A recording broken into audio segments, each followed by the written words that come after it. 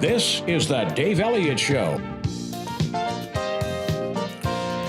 And good morning to you. It is 7 o'clock on Thursday morning, August 13th, 2026. Thank you for joining us.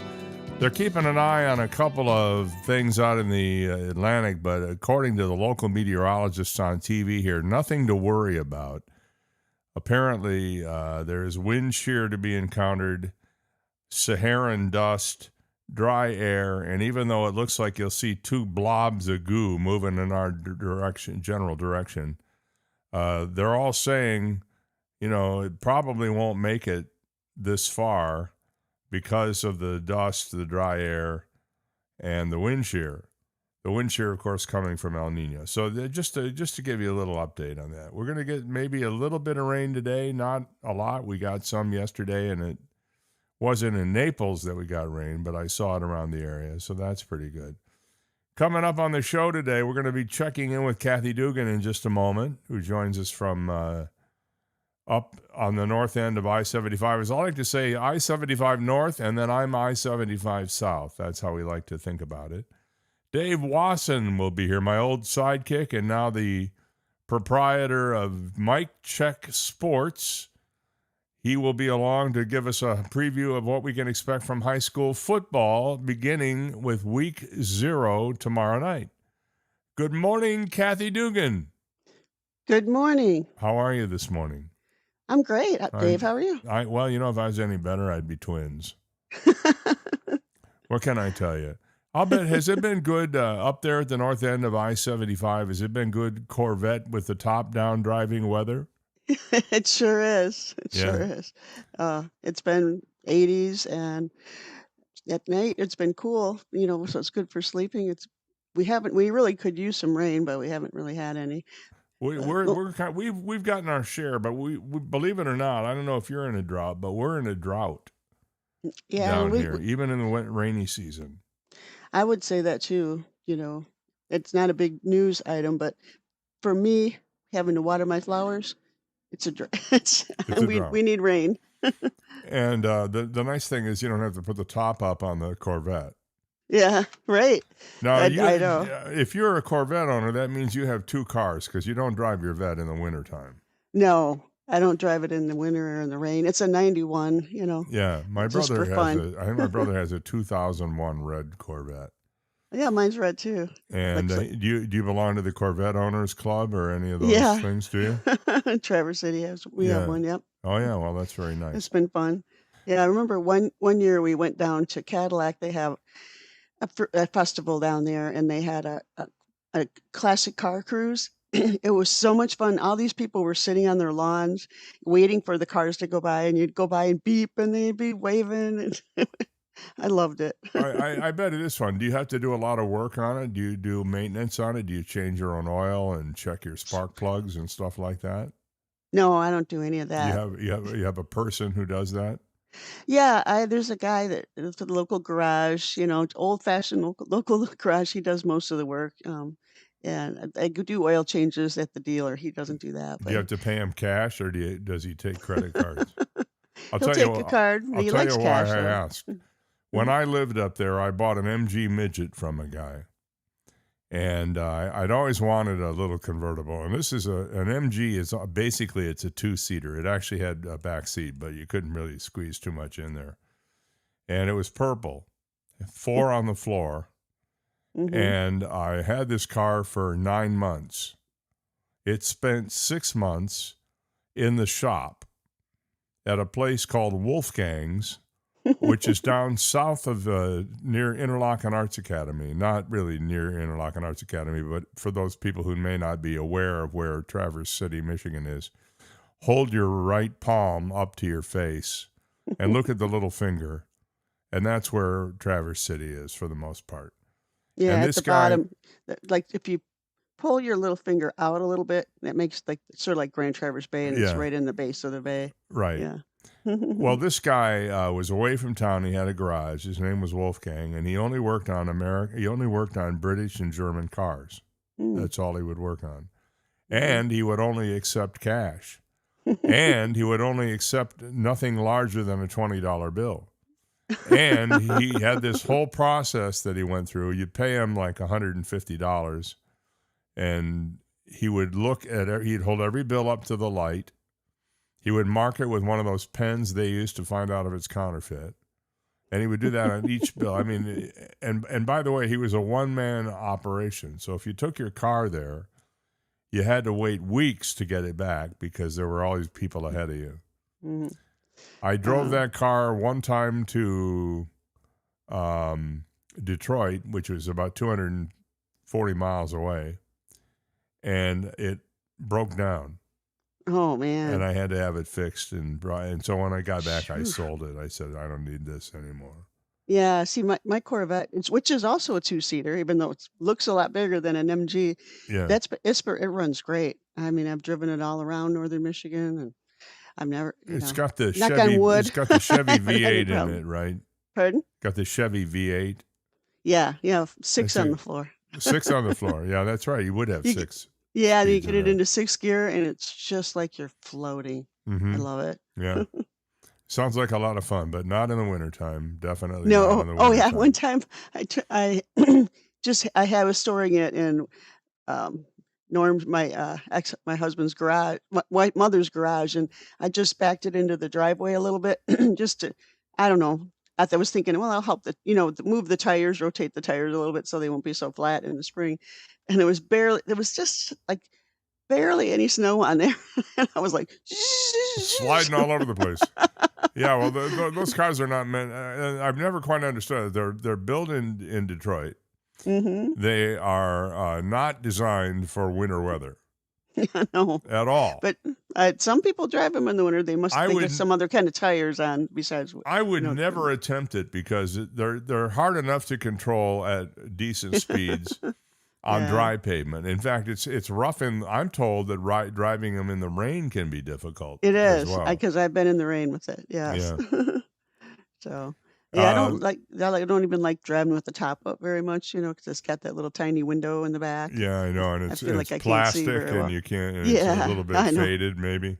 Yeah, it's hard. So One of the But- things that I like to talk about with you that's so much fun is comparing our two tourist communities mhm. in various aspects. We've talked about development and growth. We've talked about tourism in general, but I want to know if you think that your town up there, a town of 18,000 people roughly, Probably, yeah.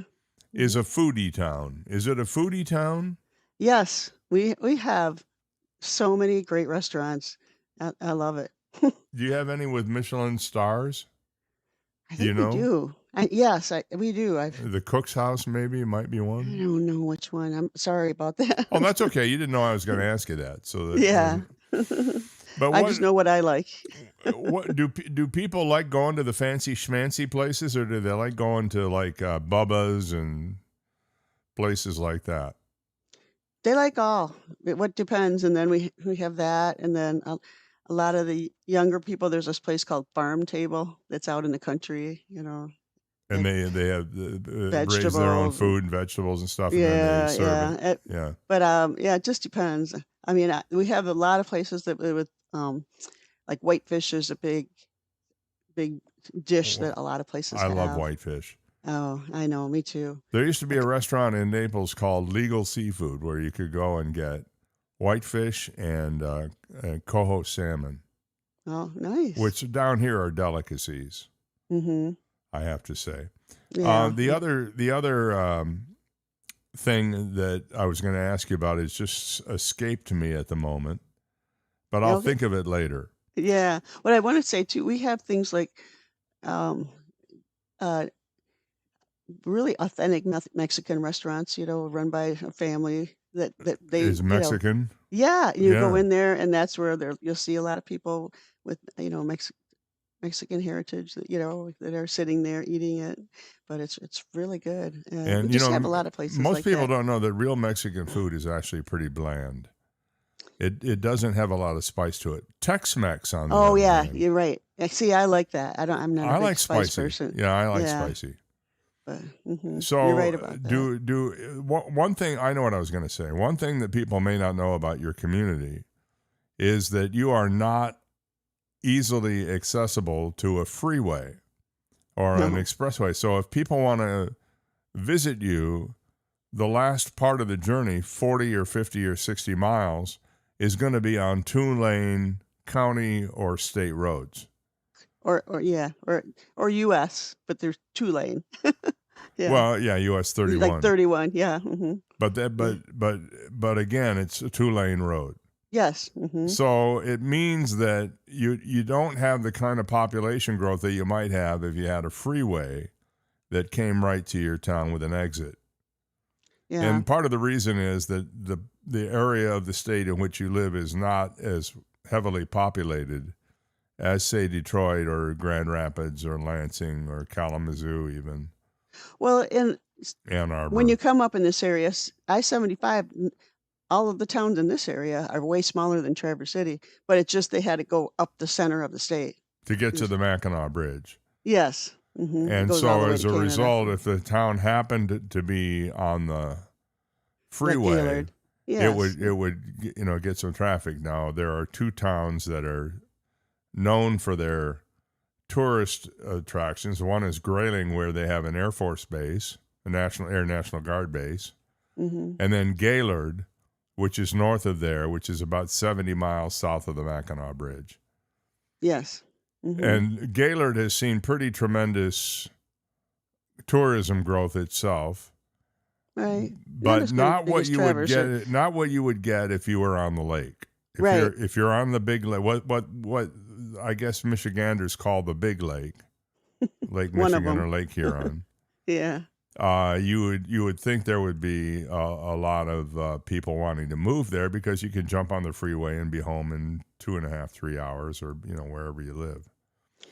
Yeah. I mean, people. I don't know if we could take a lot more people. So maybe it's good that we're off the freeway. We just don't have the infrastructure, and then we have a river that goes right through town. It's like you have, in order to get from one side to the other, you need bridges. We have a huge lake, Boardman Lake, that's right in the middle, which is in the center of the city. Yes, and being on the bay, all of that. So, and then right now, of course, one of the bridges went out in the spring when we had high water, and it's summer too right now. So we only have summer that they can do construction. So there are quite a few projects going on. Sometimes they're just a couple days, but we used to refer to it makes it summer really as, hard to get from one side of town to the other because it's already difficult. You've got about 100 days a year that you can do road projects. Right. Actually, they can go into the fall. Yeah, into, yeah, say they can. October and November if they really need to. They have a project. They're redoing 131 south of Interlaken, and that'll be done. They put it in a roundabout in Interlaken, but Interlaken. Anyway. For people who don't know, Interlaken is the home of the Interlaken Arts Academy, and I have a story coming up about that. Okay. Which you don't know, we're going to talk about it yet, but it's not a very happy story. No, it isn't. I think I know it's going to be, but yes. Yeah, it's about the Epstein Center. Yeah. And NPR did a kind of an expose on it the other day. So we're going to talk about that within the next half hour. I'll tease that a little bit. But you think you're a foodie town. And do you happen to know if there is a proliferation of one type of restaurant or another? Is it there like more Italian restaurants or Mexican or American? I'd say more American. Yeah. But kind of like the fancy dishes. Some of them are the fancy dishes that look like they're one bite when they come. Yeah. But they're super expensive. That entree is $84 and it's a teaspoonful. And if you want a French fry, that's another $10. I love those places. I know we have some of those, but some of them that are fancy, but they give you a little bit more to eat too. I've never understood that. Why do you pay top dollar for something that you can eat in 2 bites? I know. And you swear it's the best thing you've ever had. You haven't had enough of it to even know if it tastes good. I know. You know what I mean? Yeah, I do. When I find out that my restaurant is one of those, I kind of avoid them because there are plenty of good places that give you a decent portion. Well, you can always go to McDonald's.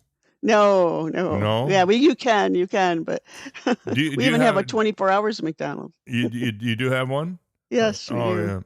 What about things like coffee? Do you have a Starbucks? Because there used to Oh, only be yeah. one Starbucks, and it was at what is known as the train station.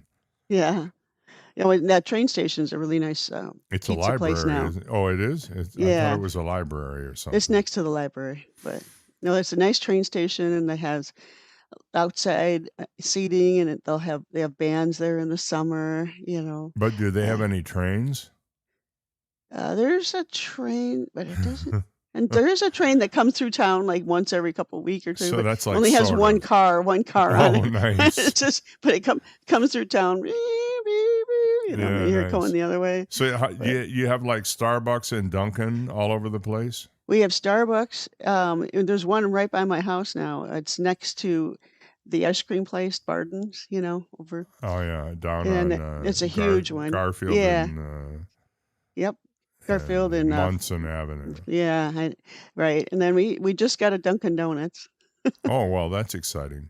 I know. I went through a period of time when I was doing regular radio, as opposed to the extraordinary radio we're doing now. When I was Yeah. doing regular radio, where every single morning I would stop at Dunkin' and get a protein drink and a turkey egg wrap, and that would be my breakfast. And I've stopped doing it now, and I think I'm actually doing better without it, to be honest. Yeah, with you. probably. All the Yeah. processed food and stuff. Oh, I know. This time of year, I like to go to the farmer's market. We have it twice a week, and it's the best. So I want to throw a question out to our listeners this morning. I know you're out there because I can hear you breathing. Text me, or you can call me if you want, at 305-699-2665. That's our regular call-in text number. We take calls and texts, and we can do them both simultaneously. That's how talented we are. And tell me whether you think we in Naples or Southwest Florida are considered a foodie town. Are we a foodie town? If anybody happens to be listening up in the northern part of I-75 this morning, and I don't know, we may have some listeners up there. The people that know Traverse City.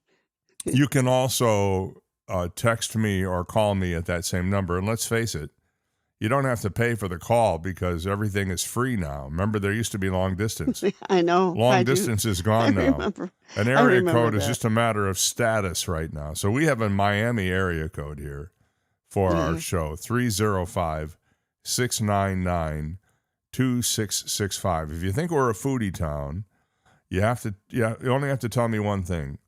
Well, two things. You have to say yes or no, and if you say yes or no, then you have to tell me why.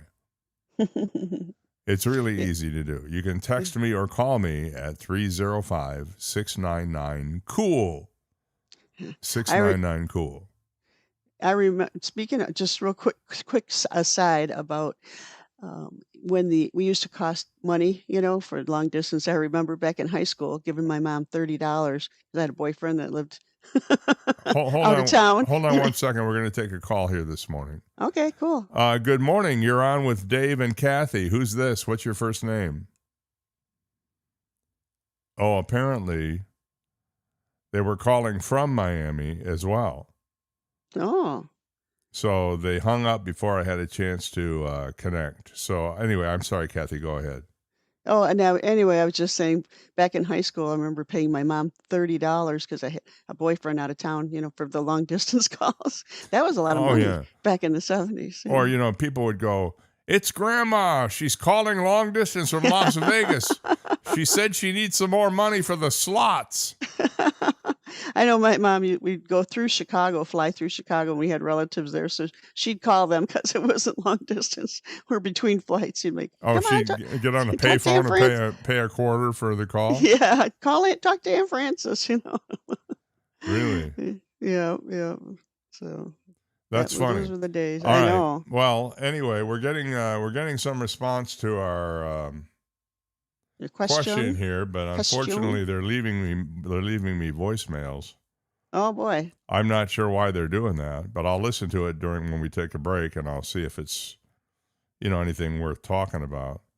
And if it is, we'll talk about it.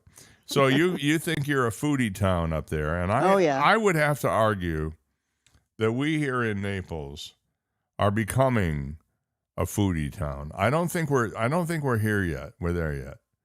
And even we do have I think I read there's a restaurant that has a Michelin star.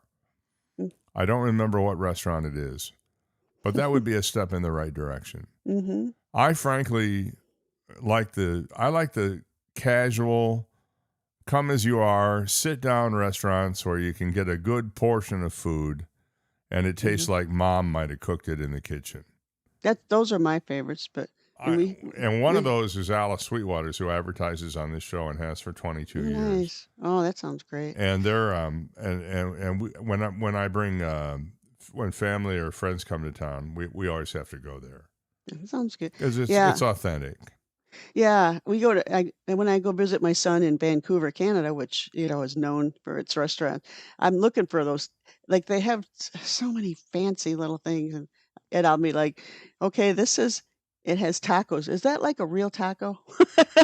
A Canadian taco? No, they just get fancy everything up so much that it's not recognizable. Oh, I see.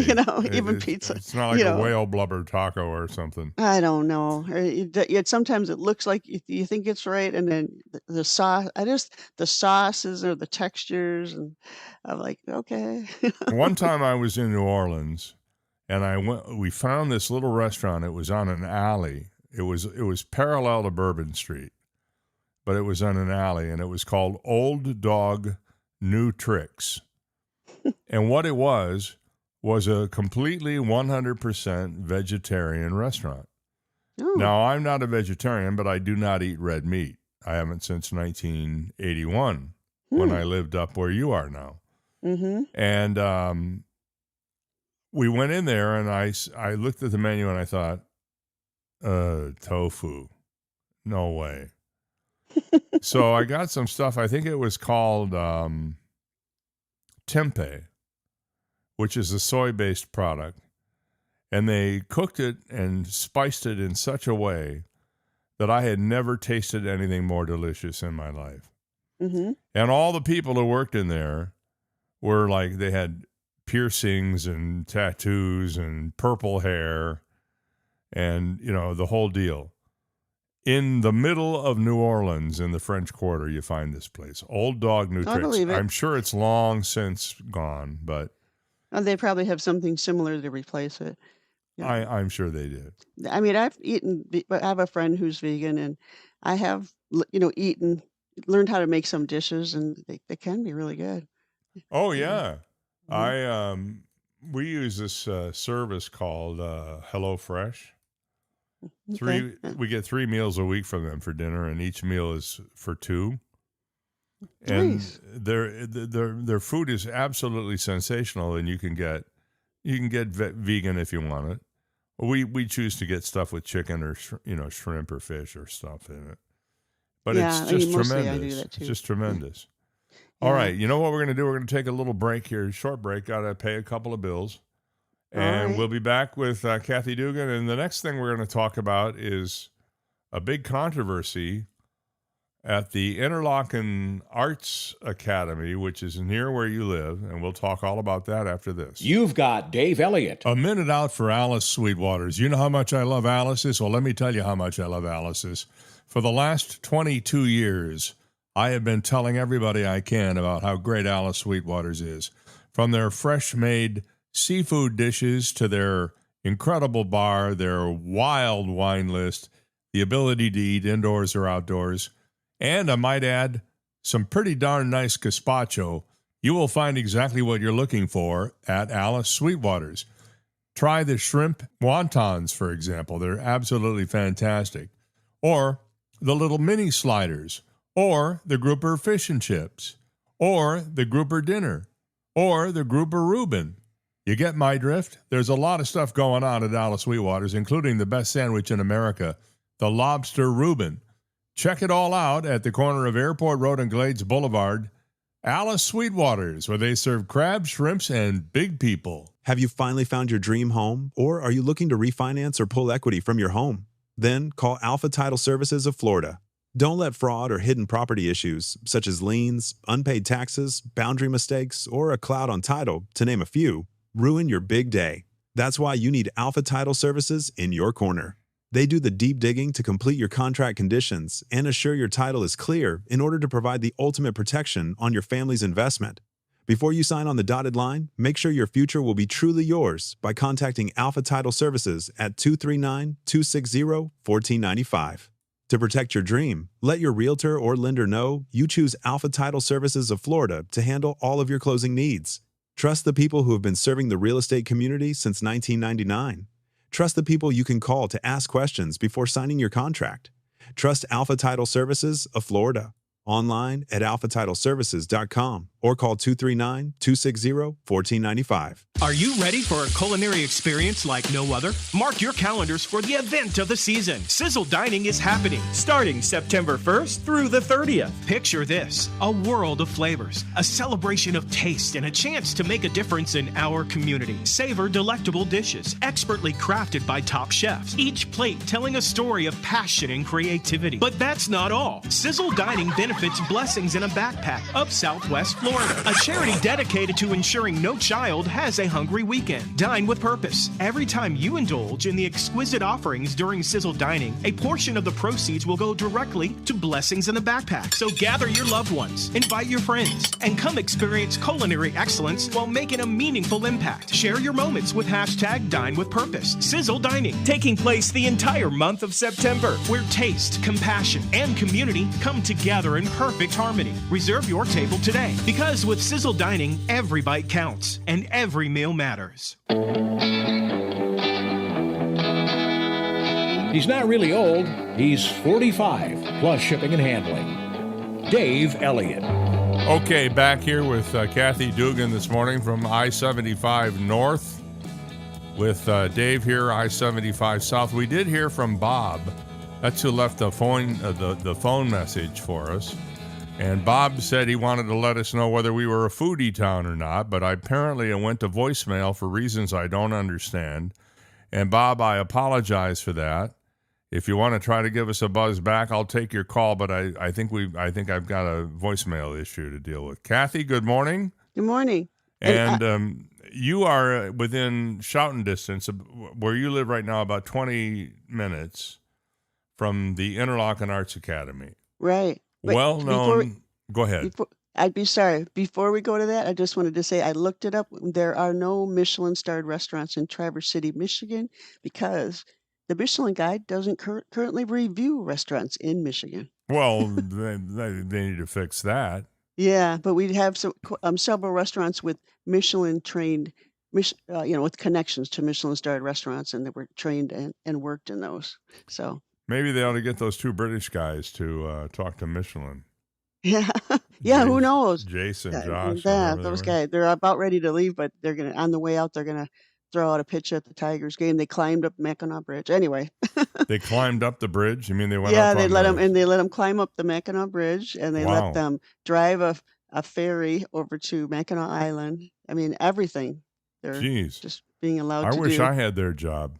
I know. So anyway, the National Music Camp at Interlochen Arts Academy is underway right now, and every summer they bring kids in from all around the country, and there have been some famous ones.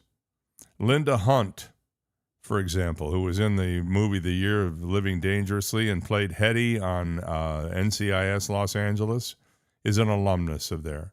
Sean Young, another famous actor, is an alumnus from there. They have a lot of people have gone to Interlochen Arts Academy and are now famous. But there are also a lot of people who go there who never get famous, but they just go there because they excel in music or theater. However, there is also a regular school that happens there during the school year. While it's called the National Music Camp in the summertime, during the rest of the year, it's known as the Interlochen Arts Academy, right? That's correct. So one of the buildings that Interlochen Arts Academy has had on its campus, if it hasn't been torn down, it's about to be, was something called the Epstein Center. If that name sounds familiar, Yep. It's that It's him. Epstein. Yep. It's Jeffrey Epstein. So NPR did a piece on this, and I'm surprised that Interlochen Public Radio didn't do a piece on this. But maybe they decided they didn't want to, get their fingers in it.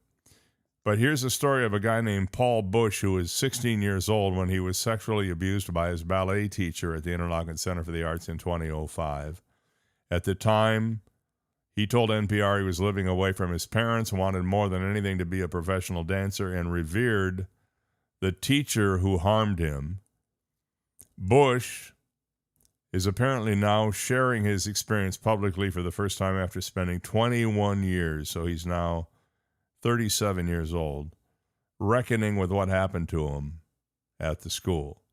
He said, a lot of my desire was to prove that I was enough, that I was good enough, and that I was worthy of love. He said that, quote, this was the perfect condition, unquote, for someone to prey on him. His story reflects the larger themes of sweeping independent report released last month that details decades of sexual abuse allegations on the campus of the prestigious arts boarding school and summer camp. In the report, former Interlochen students recount some 70 allegations of abuse by nearly 50 adults who are employed or affiliated with the school from the 50s to the 2010s.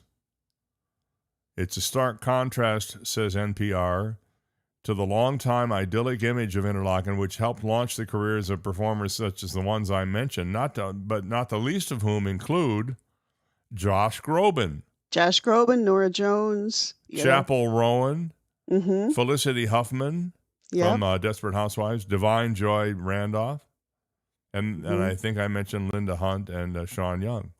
Yeah. The report, John Early. yeah.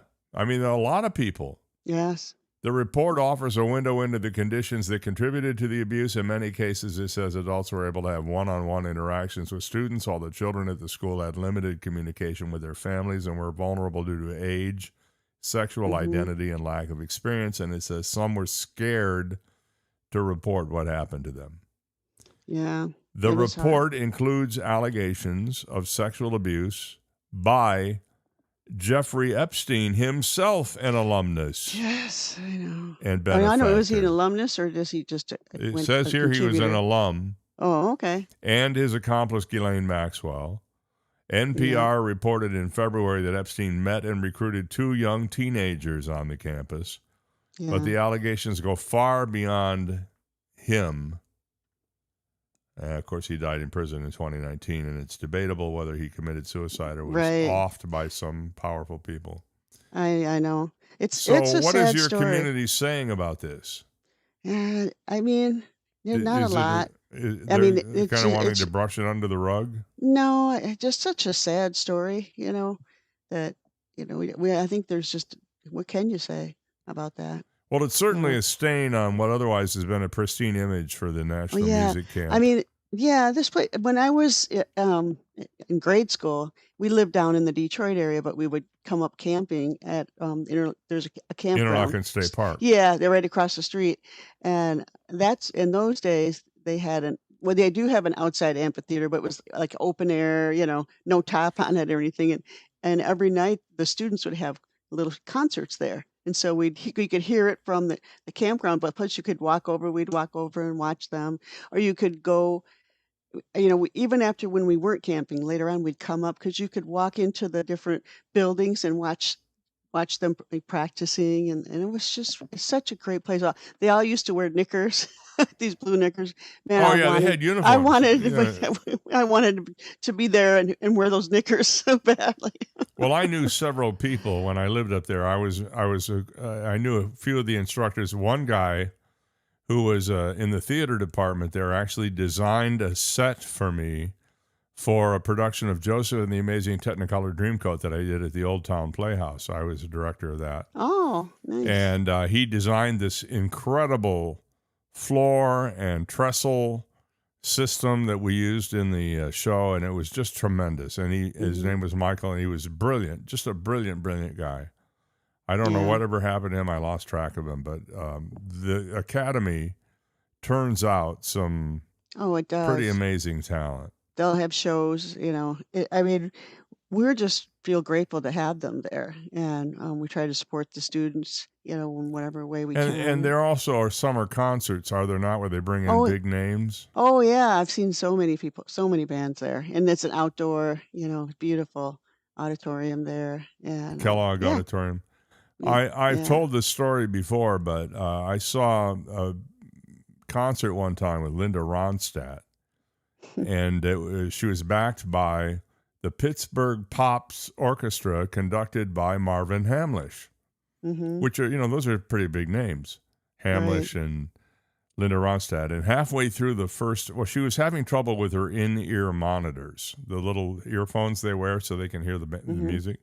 They weren't working properly, and she kept taking them out and putting them back in and taking them out and putting them back in. And finally, she got so frustrated that she stalked off the stage. Oh man.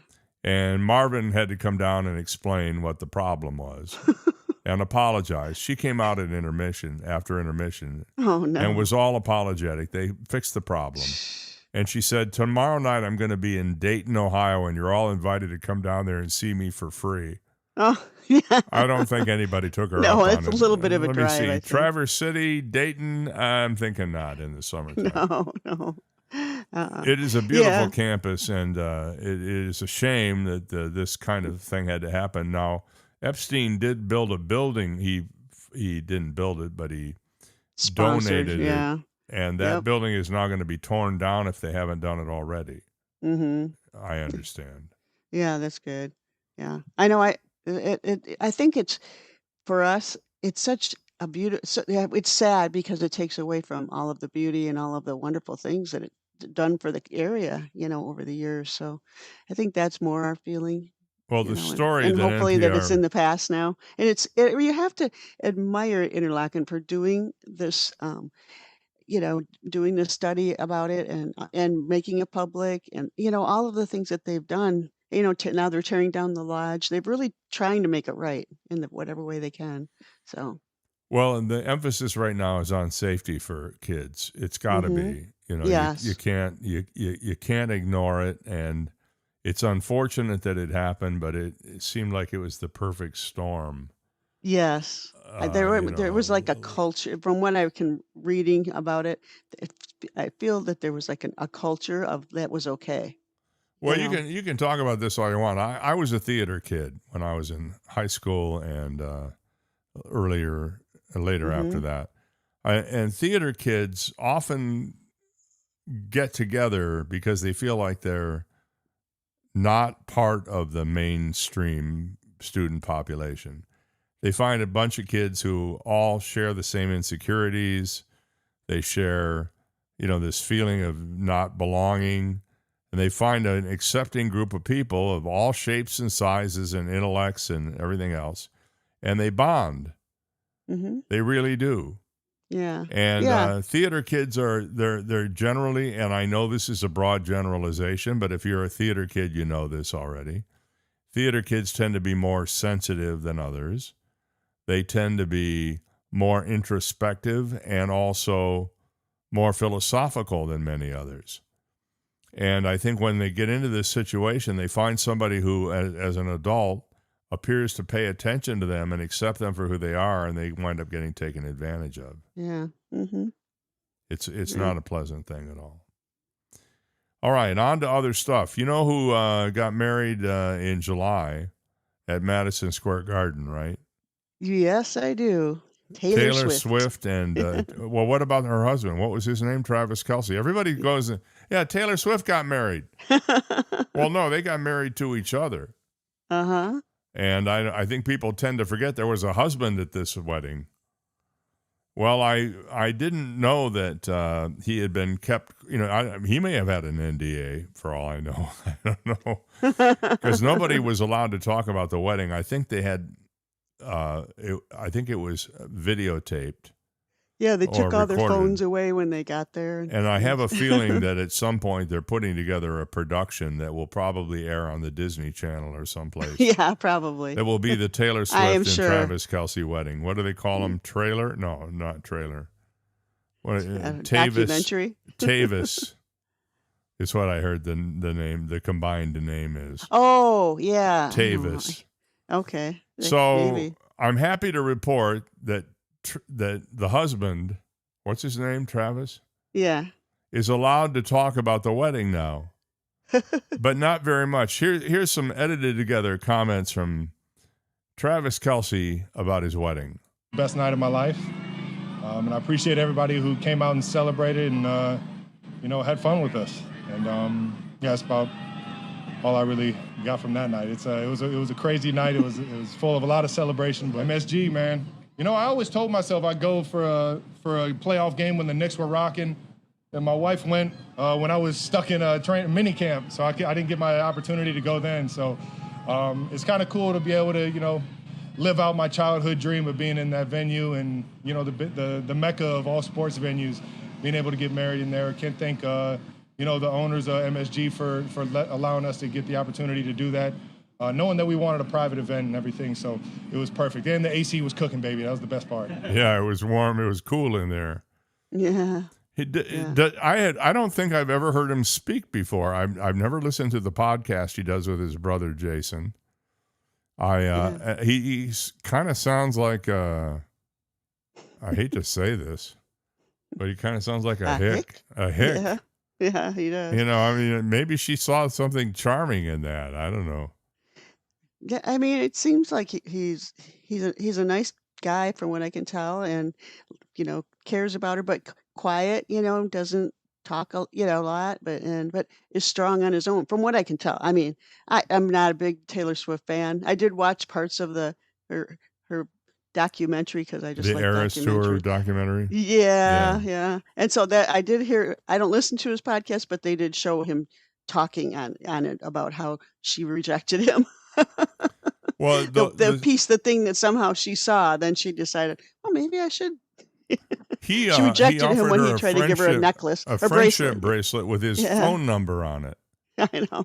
He apparently had put it together for her. He had been, I don't know if he'd been stalking her exactly, but he knew that she was somebody he was interested in. And apparently somehow she rejected it and then later got a hold of him, and they secretly dated. Nobody knew they were dating.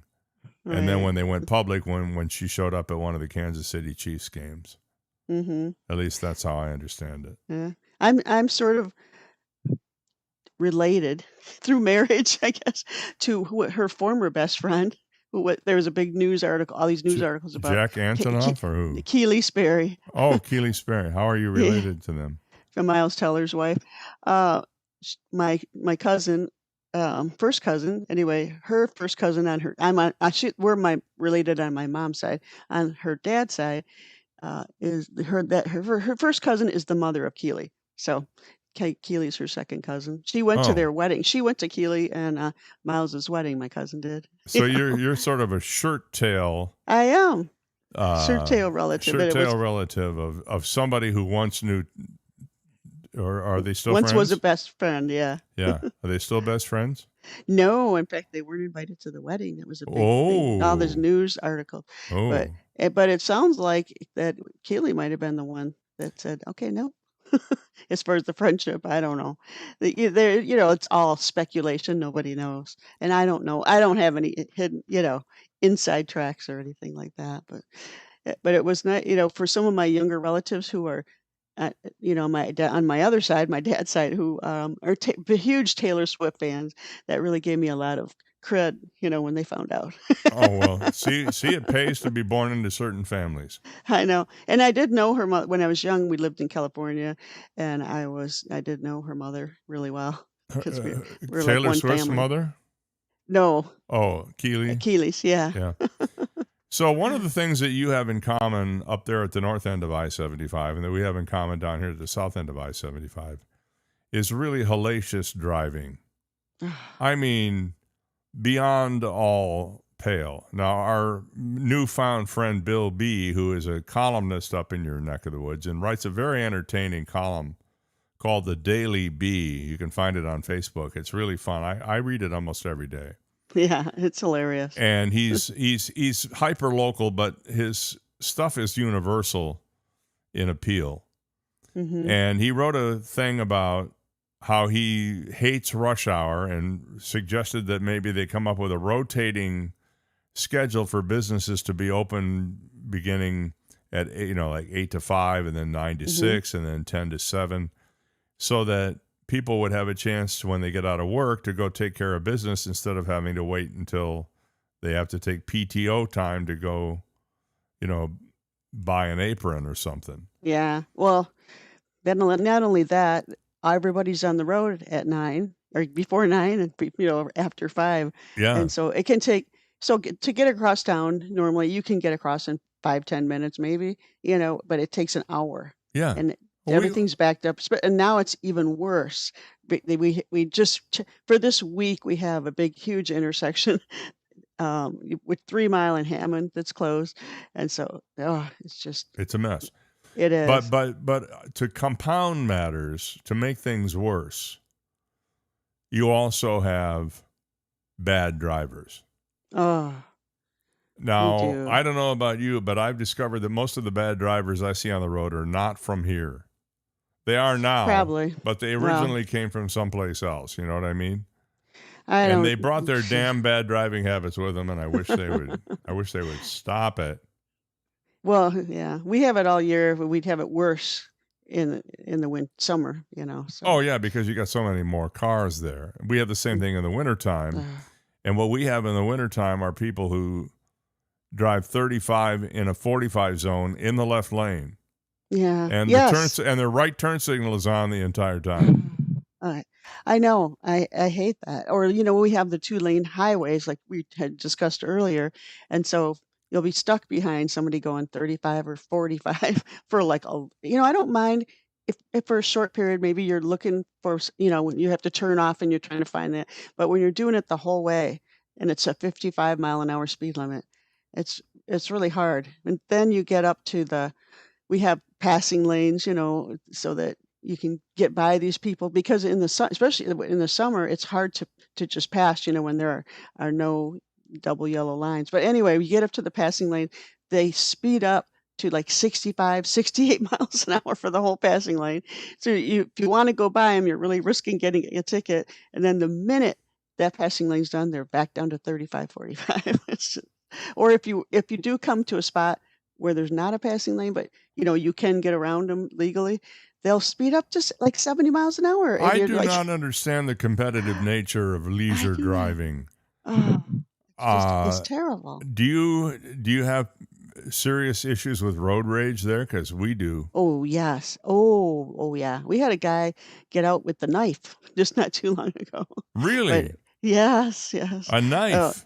Yeah. I bet he was from downstate. What do you think? I can't remember now. Well, we see stuff on the news all the time. The brake checking people. That's a big thing to do. I've been brake checked before. I was driving down a road one day, about 5 months ago, and I came to I was almost at a light, and just before the light was an exit for a business, and this guy pulled right out in front of me. Had I not been already, in the stopping mode for the light, I would have smashed right into him. Oh, I know. And he was driving some piece of crap 40-year-old truck that was loaded with, rust and dents and everything else. So I blew my horn Must at him. be from up here. I blew my horn at him because I was really pissed off. Oh, yeah. I blew my horn, and the guy looked. He was at the light because he got there just ahead of me, and I don't care about that, but it was that I almost hit him that bothered me. He rolls down his window and he looks behind him at me, and he gives me the finger. So the light changes green, and I wait for him to move, and he's not moving, and there's a line of traffic behind him, and there are people are getting edgy, and he's not moving. So then he finally takes off, jackrabbit start. And then he hits the brakes right away, hoping I'll rear end him. Oh, yeah. Well, I had already figured out that the guy was a nutcase anyway, so I was going to keep my distance. And he did this 2 or 3 times down the road. He'd speed up, and then he'd slam on the brakes. Now, I'm not sure what he was trying to accomplish, because he was the moron that jumped out in front of me and almost caused an accident. And apparently he was just too big a man to admit that he was wrong. Yeah. So he's going to take it out on the old guy in the car behind him. Yeah. I know you or I, if we made that, if by mistake pulled out like that, we'd be so apologetic. That's the normal, Well, no, if it happened to reaction. me, I probably would have gotten hit. Yeah. If I'd have been the puller outer, I would have gotten hit. That's my luck. Yeah. But I know. Oh, I know. And the other thing I don't understand is how people have all these big, expensive cars that they paid a lot of money for, and the turn signals don't work. You know they don't work because you never see them turned on. Mm-hmm. I wish I had one of those. I've seen these. Have you seen these little message things that you can put in your car? There's like little scrolling lights, and you can put messages on them. Yeah. And I'd like to put one on the dashboard that I can activate that says your blinkers are broken. Yeah, but you beeped your horn at that one guy, and look what happened. Can I you know. imagine? I don't know. So Nora, my husband who died, we've talked about several times. Yeah. He bought a microphone and a speaker to put on his car. Did he and really? for that thing, and I said, don't do it. You're gonna, because all it's gonna do is cause some kind of a problem. People No, pull I over, have to talk. with guns and everything else. I have to talk about Norm for a minute because it might explain why you and I are doing this segment every week. Norm was one of my best friends when I lived up in your neck of the woods. We worked at the same radio station. We worked at different radio stations, and then we worked at the same radio station together. He was a funny guy. He was a very good communicator. He had his own talk show on the local station. He also was a disc jockey. He had played music. Mm-hmm. And we worked together for many years. I had great respect for him. And then about, 10 or 11 years ago, I came up one summer and he was doing a podcast. Yeah. Yep. And we were able to be on the podcast with him, and it was a lot of fun. Well, you actually helped us get started. I think you must have suggested it to him and helped with the ideas and a lot of the things that we did. I honestly And it was don't great. remember, but Yeah, you did. We couldn't have done it without you. and you were kind of a co-host with him, and I said, Sometimes. it's a connection that I can make to Norm. Yeah. So I appreciate your spending a few minutes with us every week like this. Oh, it's a I lot enjoy. of fun. Thank you for having me. Oh, thanks for being had, if you know what I mean. Oh, yep. Well, Sounds. I'm going to thank you for your time. I know you don't have to go to the dog groomer today, but Nope. I'm going to move on and get into the rest of the show here. So thank you, Kathy, for spending an hour with us today, and we look forward to our visit next week when we will have more stuff and nonsense to talk about. Okay? Sounds great. It's been fun. Thank Say you. hi to everybody up there in Cherry Country and drink a little glass of cherry wine I don't drink. on my behalf. Well, how about just a cupful of cherry syrup in your coffee? I don't drink coffee. Well, what kind of fun are you anyway? I know, but we do have cherry sodas that are really good. I've that had are the locally cherry made. soda there. Yeah, it's really good. They make cherry. They also have hamburger from one of the local butchers out in Cedar, which is a small town outside of Traverse City. There's a guy named Ray Pleva Mm-hmm. who has Pleva's Market, and he invented something called Plevaline That's right. ground beef. And what it Mhm. is this ground beef cut with cherries. Yeah. And apparently, although I've never had it, I am told it is superbly good. Yes, I've tried it before. It is. It's really good. So it has a lot of moisture, you know what I mean, to it. Yeah, and you Nice get a texture. little sweet from the cherries. Yeah. I think I'd like to try that, even though I don't eat beef. I bet you could do it with a turkey burger or a chicken burger. too. Yeah. But it's not open anymore, I don't think. Oh, I'm sure It closed back before COVID, Oh, it did. Yeah, just before COVID. Well, his yeah. daughter was a national cherry queen.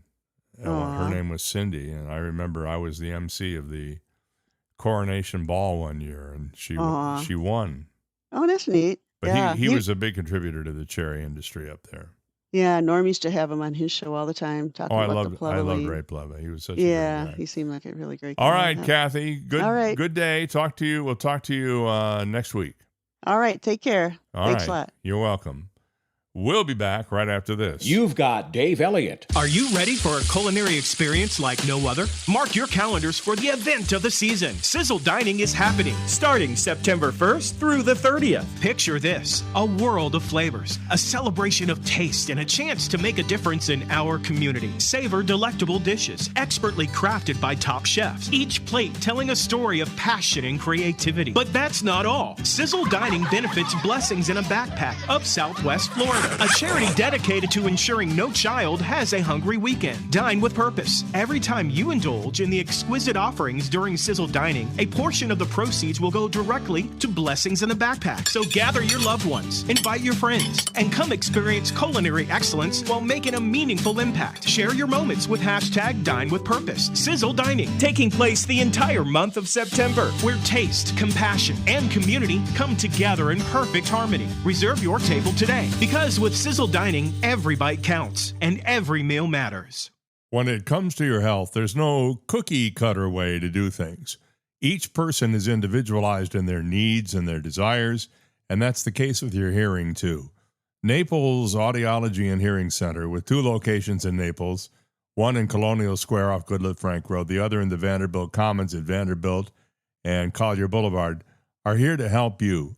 They help you with individualized treatment. You go in for a free hearing evaluation, and if you should happen to need a little help from a hearing device, they can offer you the exact device you need, the exact technology you need for your particular needs. Don't let your hearing get in the way of enjoying your life. They even have devices that can cut out the background noise if you're in a big crowd someplace. Naples Audiology and Hearing Center, I've been going to them for years, and I know you should too. Believe me, you will notice the difference right away. Naples Audiology and Hearing Center, online at napleshearingcenter.com. Hello, this is Melissa Blazier, your Collier County Supervisor of Elections, with an important message about the primary election. Collier County voters can cast their ballot early for the primary election. Polls are open daily from 10 a.m. until 6 p.m. through August 15th, and locations and wait times are posted on the Supervisor of Elections website. Voters who requested a vote by mail ballot can also drop off their voted ballot at any early voting location across the county. For more information, please visit colliervotes.gov or call 239-252-8683. Most people out here think that taking care of one another is important. And most people would step up for a neighbor going through a tough time. Most people around here help out friends and family when they need it. But the funny thing is, most of us won't look for help when we need it. Talk to someone if you're struggling with mental health, because most people out here really care. Find more information at loveyourmindtoday.org. That's loveyourmindtoday.org. Brought to you by the Huntsman Mental Health Institute and the Ad Council. He's always worn a mask to conceal his secret identity.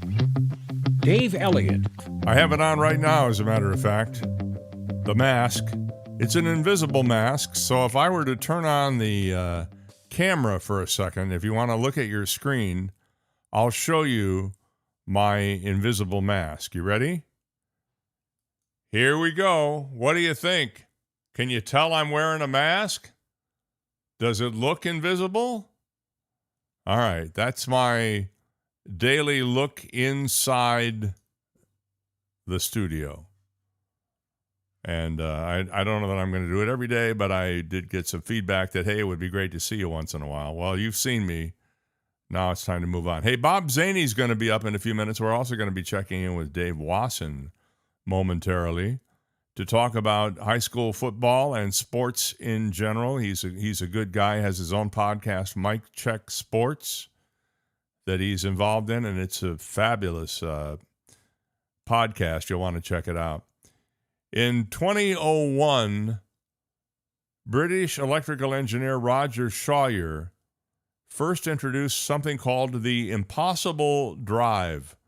No, it's not a hamburger. It's the M drive, EM drive. It earned that nickname because Shawyer claimed it could produce thrust without propellant. If true, that would make it a reactionless drive, a machine that appears to shove itself forward without throwing anything backward. Remember inertia? Anything that stays at rest is at rest, stays at rest. Anything in motion stays in motion. or wants to. Well, that's a direct problem for the conservation of momentum, which just so happens to be one of the load-bearing rules of physics. As with anything else that appears to thumb its nose at Newton and Einstein, scientists raised more than a few eyebrows. The M drives spent years producing tantalizing little signals, including a reported thrust measurement from NASA's EagleWorks team in 2016. Then better tests caught up.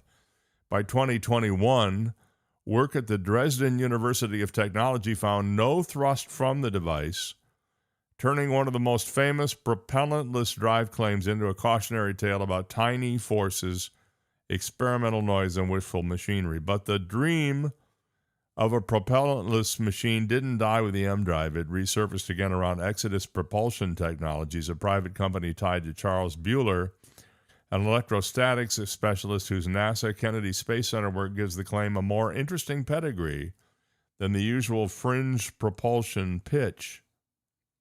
And if you want to know more, you can find it by going to msn.com and reading about an engineer from Popular Mechanics magazine who says he's found a way to overcome Earth's gravity.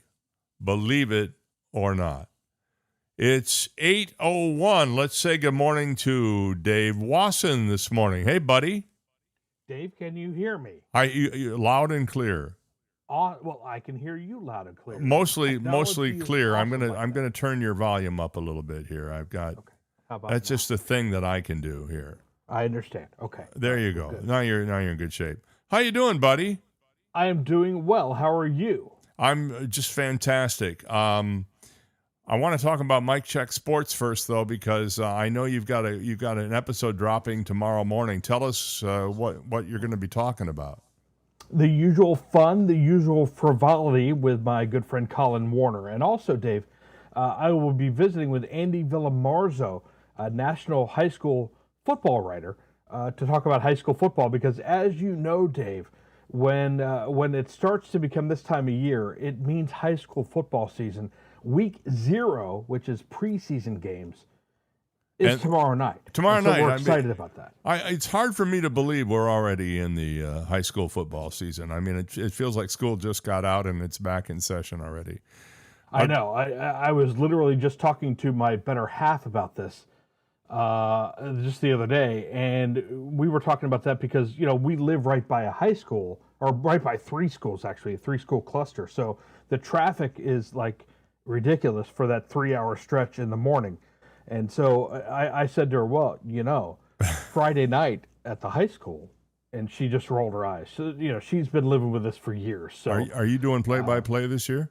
I will not be, Dave. For the first time after an 8-year stretch of doing play-by-play, I am out of the play-by-play business. So I know taking a break, which is nice. When you and I worked together, you did it. You were doing Naples High games, as I recall. I was. And I am right now on the sidelines, so to speak, on the metaphorically. sidelines. Well, didn't I? But I will be on sidelines, throughout the season for the Naples Press. One of my other jobs, as you know. Honest to God, what is with you? You just work all the time. Not all of us are as independently wealthy as Dave Elliott. If you were as independently wealthy as me, you'd be on the corner selling pencils. So, Dave, I cannot let a Friday night go by, our Friday night season go by without having a hand in high school football. I love it so much. I think you and I have talked in various contexts about it. It shapes the lives of so many young people, and it certainly helped shape my life. So I'm fortunate that I never really got out of the circus, so to speak, of sports communications in one form or fashion. So I'll be here, there, and everywhere all season long, and also chronicling it, as part of the Mike Check Sports universe as well. Well, what do you see coming up? Who are the power players in Southwest Florida for this coming season? Well, Dave, it all is kind of the same, and the more things are the same, or the more things change, the more things stay the same. Public school-wise, at least, Naples High School will continue to be probably the public school power in Southwest Florida and in Collier County. But that's not to say that there aren't some serious contenders for that throne as well. If you count Port Charlotte in Southwest Florida, which some do, some don't, but if you count Port Charlotte, the Pirates up there are going to make a very serious run this year as well. In Lee County, Cape Coral High School has been a real kind of building success story the Seahawks have. Despite them having some coaching turbulence over the last couple of years, Seahawks will be a contender as well. Don't count out Estero High School. The folks at Estero are fantastic, and they had a very good team last year as well. But we've also got... Go ahead. I was just going to say, so Estero and Cape Coral up in Lee County, Naples public school-wise in Collier County, but, the trend in Collier County, Dave, has been the really kind of emergence of a couple of private school programs here in the last couple of years. St. John Newman. Yeah, St. John Newman and Community School in Naples. So... And also First Baptist Academy, which is done. And also FBA, although FBA parted ways with Billy Sparacio a couple years ago. So they've been on a downturn here in the last couple years. My daughter went briefly to St. John Newman, and at the time they apparently were in a rebuilding process because I went to one of their games and it was not pretty. Yeah, no, they've been very good. St. John Newman has. They were the recipient of a couple of players from Lely. From last year's Lely team after Lely kind of had a lot of players leave after the last cycle. And, this open transfer system that exists here in Florida allows young people to transfer schools from year to year. And so St. John Newman and Community School in Naples have really been the primary beneficiaries of Lely kind of... I don't want to say dissolving their football program, but after they parted ways with their coach from last year, over 25 players left that program for a different experience, let's just say. So the Celtics are among those teams in that small school category that should see a lot of success this year. What do you make of the Mariner situation? Without knowing all the facts, Dave, and of course Mariner has parted ways with, I want to say five or six coaches, five or six, including their head coach, after they had a lock-in, which in and of itself isn't a bad thing. Kind of a team-building experience, but I guess some of the players for a certain amount of time went unsupervised, and of course when you let high school kids be unsupervised, they tend to do nothing bad ever happens. Right, nothing bad ever happened, but there was some accusations of light hazing from this experience. So obviously, when you don't have oversight over these young people, that's a mistake. And anytime you have coaching upheaval this close to a season, it's really going to kind of mess with a program. Well, I mean, the program is essentially non-existent right now. They don't have any coaches, right? Yeah, they have an assistant coach as a head coach, and they have like a couple of volunteers as head coaches. So it's going to be a tough go at Mariner this year. I feel bad for the As kids. it will David Barron Collier, by the way. Yeah, because of their coach getting arrested for DUI.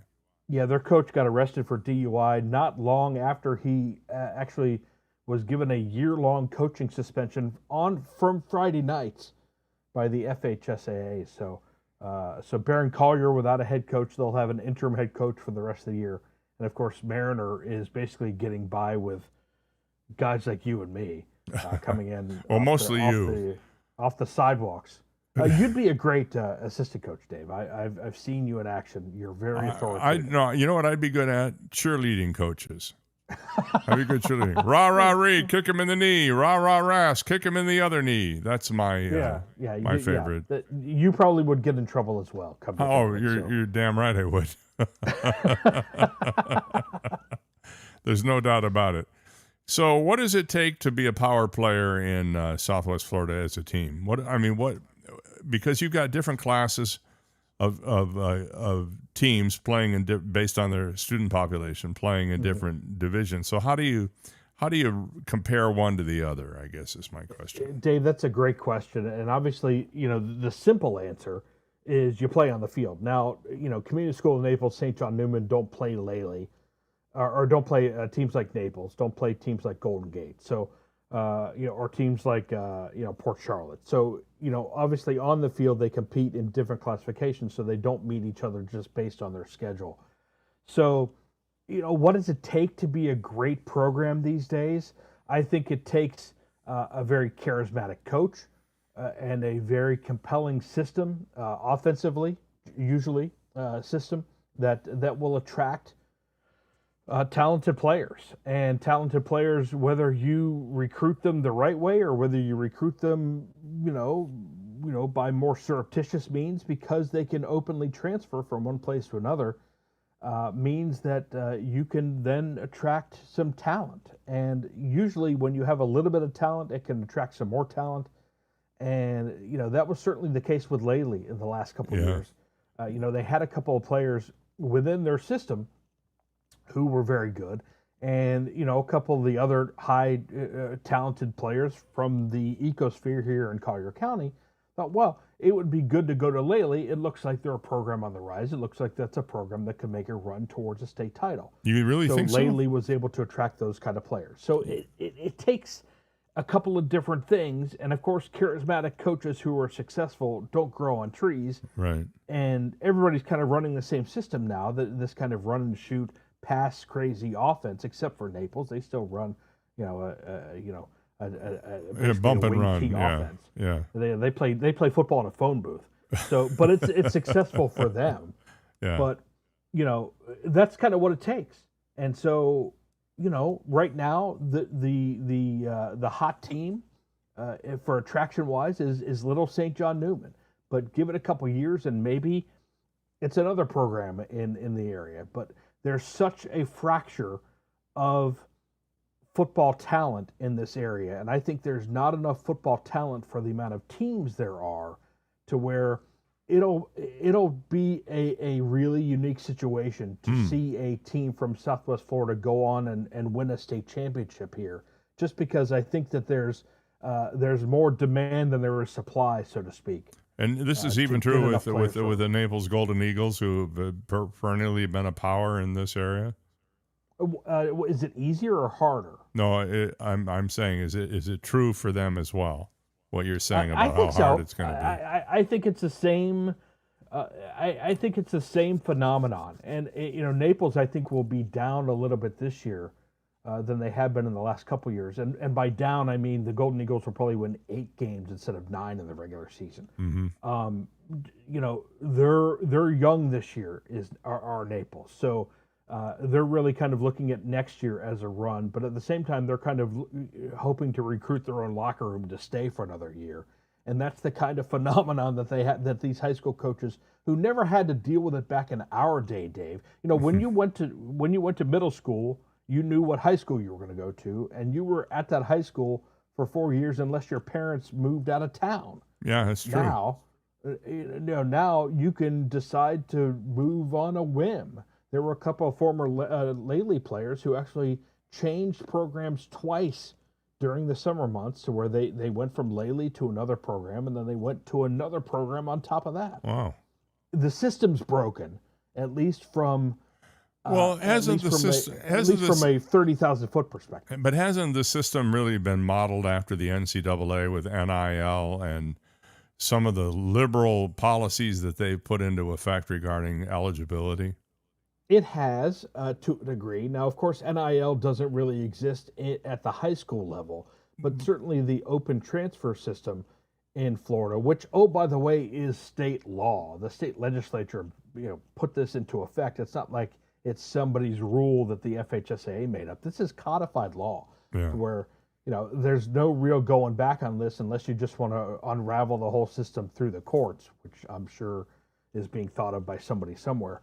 But it is modified modeled to a certain effect from the college system, but at the same time, the college ecosphere is different because there's money attached to it. Yeah, well, I was told that NIL is being practiced in reality in the state of Florida. It may not be called that, but that's what's happening. Yeah, it probably is at the very, very tippy top level, the IMG level, the St. Thomas Aquinas level over in Fort Lauderdale. It probably is to a degree, But here at this level in Southwest Florida, I don't think the means, or I don't think the means exist, at least given towards the high schools. Now, give it time, it might get built up to it, because the structure does exist to theoretically pay high school players to play high school football.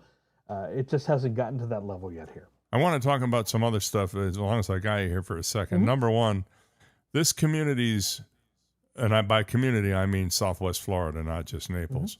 This community's acceptance of and great support for the Florida Everblades, and now with the Pittsburgh Penguins being in the house, with the Hoffmans having bought them, what does this mean for semi-pro hockey here in Southwest Florida? Is this going to be explosive? They're going to have to build a new arena?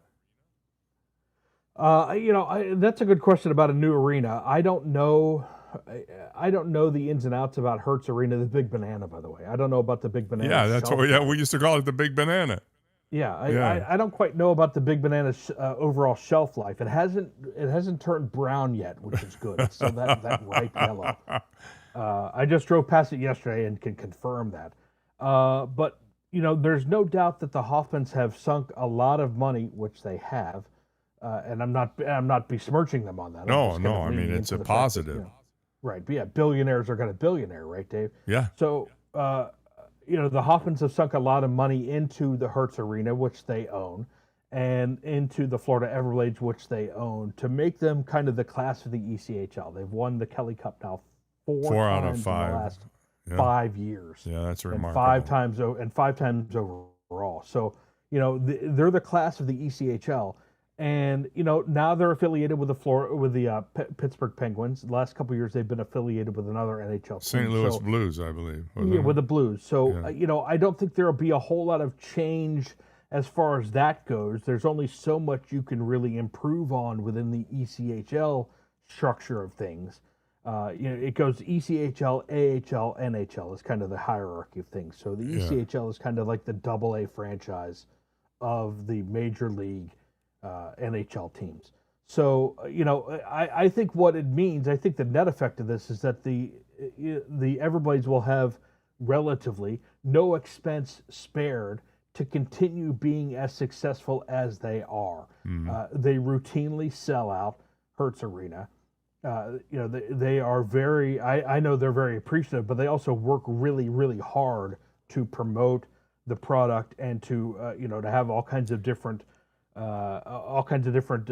theme nights to kind of attract people to come in the doors. Well, Dave, and they also the ultimate attraction is winning. And so if you have a winning franchise, you're going to draw people. But they also have continuity, because Brad Ralph has been their coach for how long now? And that's going on 15 years, I want to say. And that's pretty unusual in the annals of minor league hockey. It really is, and part of me wishes Brad Ralph would get a look at the NHL, and part of me is like, no, keep him here. We want Brad Ralph to stay right here in Southwest Florida. Yeah, I agree with you. And I know he has family here. I know his wife and he have a couple of kids, and I know that they love it here, because I've asked Brad Ralph off air. You feel good about where you are? He's like, oh yeah, we love it here. We don't want to do anything. I mean, who would think that in Southwest Florida hockey would be as big as it is? Dave, when the Everblades first came to be, I was as skeptical, if not more skeptical, than anybody about hockey at Southwest. I'm like, this isn't going to catch on. But again, I was used to the Lightning being awful, and I had been to Panthers games where me and 300 of my closest friends were there for a game. Yeah, exactly. So, hockey, because of the success of the NHL, both with the Lightning and the Panthers, and because of the success with the Blades, has really caught on here in Southwest Florida. And as you know, Dave, part of it is because we are a community where a lot of people are from somewhere else, and that somewhere else is generally the Northeast, where hockey is a lot more successful. So hockey has really become a thing here in Florida, and certainly in Southwest Florida. The Blades are not going away, both in as far as their overall well-being and, of course, their success on the ice. It does, as you say, stem from Brad Ralph, but I think it also stems from an owner that doesn't mind spending $1 if it means you can make $1.10 coming back at Well, not only that, but to put out the kind of product they want to put out. Yeah, we see it all over Southwest Florida, Dave, with the Hoffman family companies. They're making sure that what they attach their names to is something that is going to reflect on the community properly, and so the Blades are certainly proof of that. Finally, I wanted to ask you, when do we expect to see the college level institute football programs, either FSW or FGCU? Never is the answer to the question. You think so? I hate to burst the bubble on people who wish it was otherwise. And I was hesitant as the word never came out of my mouth to say never, because as you know, never want to say never. Yeah, but exactly. I think the ship has sailed on FGCU. I think they've cemented themselves over there as a place that can basketball and be baseball successful. Yeah. Right, that can be successful without football. And when you add football, Dave, it comes with a lot of visibility, but it also ain't cheap. It's incredibly expensive to field a football program, and by incredibly successful or expensive, I don't mean like Dave Elliott's salary. I mean you mean like Dave Wasson's salary. No, I mean like 5 times Dave Elliott's salary. I see, is 5 what I'm talking times about. No, in all reality, so it's $35 a year. It's incredibly expensive to do it, and so I think FGCU, as you kind of said, has cemented itself as a basketball program. They see themselves as kind of the Gonzaga model of the Southeast. Maybe not with the same Gonzaga success, but there are programs scattered around the country that have seen a lot of success without football. Georgetown, although Georgetown is down right now in the Big East, Georgetown was very successful back in the day, and they've never had football either. So there's a lot of programs out there like that. So let me ask you in relation to FGCU football, basketball. And by the way, FSW has a good men's and women's basketball program as well. Yes. Is Pat Chambers a good fit for the Eagles? Dave, I believe so, and I continue to believe so. I think that coaching and cultivating winning programs at the mid-major level continues to be increasingly difficult as, again, the transfer portal and NIL poaches the top players out of every program for the program that's kind of above them. Yeah. The Eagles under Pat Chambers made it to the ASUN semifinals last year, won their final 6 home games, and have seen upward trajectory. But again, they lost their top 4 players from last year's team who would have returned to NIL riches relative to them above them. So, they have to reload every year. But programs across the country are having to reload every year too. Will there be sustained success? Again, not like it used to be, because you basically have to reload to a certain degree every year.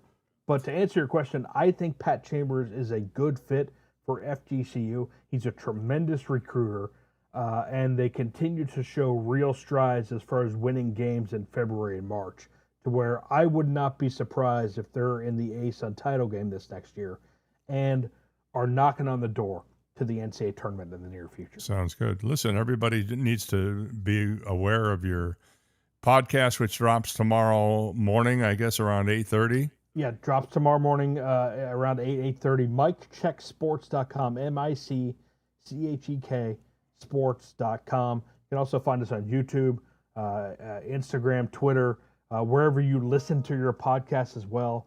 All that stuff is in there.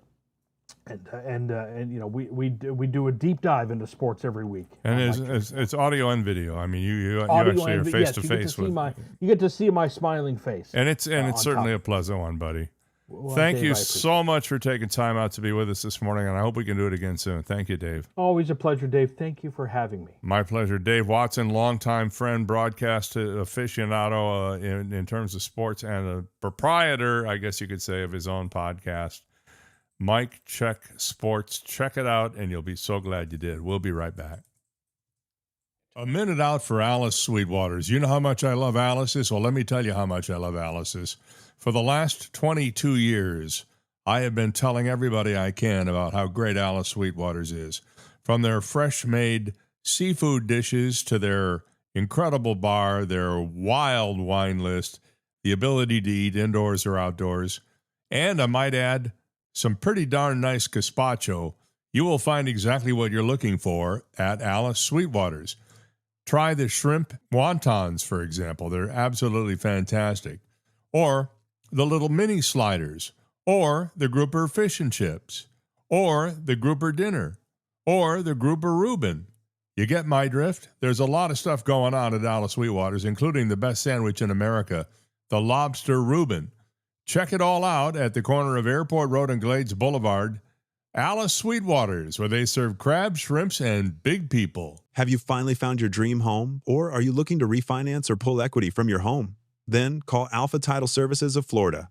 Don't let fraud or hidden property issues, such as liens, unpaid taxes, boundary mistakes, or a cloud on title, to name a few, ruin your big day. That's why you need Alpha Title Services in your corner. They do the deep digging to complete your contract conditions and assure your title is clear in order to provide the ultimate protection on your family's investment. Before you sign on the dotted line, make sure your future will be truly yours by contacting Alpha Title Services at 239-260-1495. To protect your dream, let your realtor or lender know you choose Alpha Title Services of Florida to handle all of your closing needs. Trust the people who have been serving the real estate community since 1999. Trust the people you can call to ask questions before signing your contract. Trust Alpha Title Services of Florida. Online at alphatitleservices.com or call 239-260-1495. Are you ready for a culinary experience like no other? Mark your calendars for the event of the season. Sizzle Dining is happening starting September 1st through the 30th. Picture this, a world of flavors, a celebration of taste, and a chance to make a difference in our community. Savor delectable dishes, expertly crafted by top chefs, each plate telling a story of passion and creativity. But that's not all. Sizzle Dining benefits Blessings in a Backpack of Southwest Florida, a charity dedicated to ensuring no child has a hungry weekend. Dine with purpose. Every time you indulge in the exquisite offerings during Sizzle Dining, a portion of the proceeds will go directly to Blessings in a Backpack. So gather your loved ones, invite your friends, and come experience culinary excellence while making a meaningful impact. Share your moments with hashtag Dine with Purpose. Sizzle Dining, taking place the entire month of September, where taste, compassion, and community come together in perfect harmony. Reserve your table today, because with Sizzle Dining, every bite counts and every meal matters. When I smoke weed, I get lost in the music. I like to isolate each instrument. The rhythmic bass, the harmonies on the piano, the sticky melody. Hey, careful, babe. There's someone crossing the street. Sorry, I didn't see him there. If you feel different, you drive different. Don't drive high. It's dangerous and illegal everywhere. A message from NHTSA and the Ad Council. He's not really old. He's 45, plus shipping and handling. Dave Elliott. Well, if it's Thursday morning, it must mean it's funny time, and here's the man with the biggest funny bone in town, Bob Zany. Hi, Bob. You did get that x-ray. I did. It looks great. Thank you. Thank you. BobZany.net is the website. Go there, check out the Dry Bar Comedy Special on YouTube. Watch it there, like it there, and then share it with everyone. Millions have. Join the club. Let's get right to it. L.A., a man was arrested after shooting naked people with a BB gun during the World Naked Bike Ride. Officials said it could have been a lot messier if it was a PP gun. Yeah, it could have been. Yeah. Good news. Bad news. Here's the bad news, Dave. The interest rate on mortgages hit 6.66%. The good news, Satanists can finally get a home loan. Yeah, finally. You know, I felt bad because they were left out of the community. London, the last woman to be executed in Britain was in 1955. Her name was Ruth Ellis. Well, she just was given a conditional pardon. As part of the deal, authorities will exhume her body, put on an ankle monitor, and leave the casket open. Because it's conditional. Yeah, I get it. Those are the conditions. Your conditions when you're dead. Yeah, I get it. BobZany.net, that's where you go to see where I'm headed next. Going to be Naples at Captain Brian's Off the Hook Comedy Club Thanksgiving week. That means that Dave and his family will be out there. We will. And also check out, very excitedly, my Macari store, Book me on Cameo. Get a Wake Me If You're Horny t-shirt in the merch store. Hey, let's go back in time. Revisit our plan. Zany report. Yeah. It's work. It's there. And there we are. February 1st, 2011, actor Charlie Sheen is back in rehab. The producers have decided to rename the sitcom to 2.5 Ounces. Well, that's not much. Not much. On the Twitter at Bob Zany, Zany Bob on the Instagram, and Zany Baby, Instagram, TikTok, the official Bob Zany channel on YouTube. Subscribe, it's free to do so. And check out my Facebook pages, Bob Zany fan page. Follow me there. Till next week. Baby. Thank you, Bob. I can't top that with anything. So just know that there is other news out there. Before we get ready to play the impossible question coming up in a few minutes, U.S. fuel makers boosted returns to shareholders in the second quarter. Good news for them, not so much for us, as prolonged disruptions to crude supplies through the Strait of Hormuz sent fuel prices and refining margins surging. I haven't looked at prices today, but I noticed yesterday that most of my favorite gas stations were at $3.99 a gallon, $4 a gallon. We're back up to $4. Where's that dropping like a rock stuff? I'm tired of paying $4 a gallon.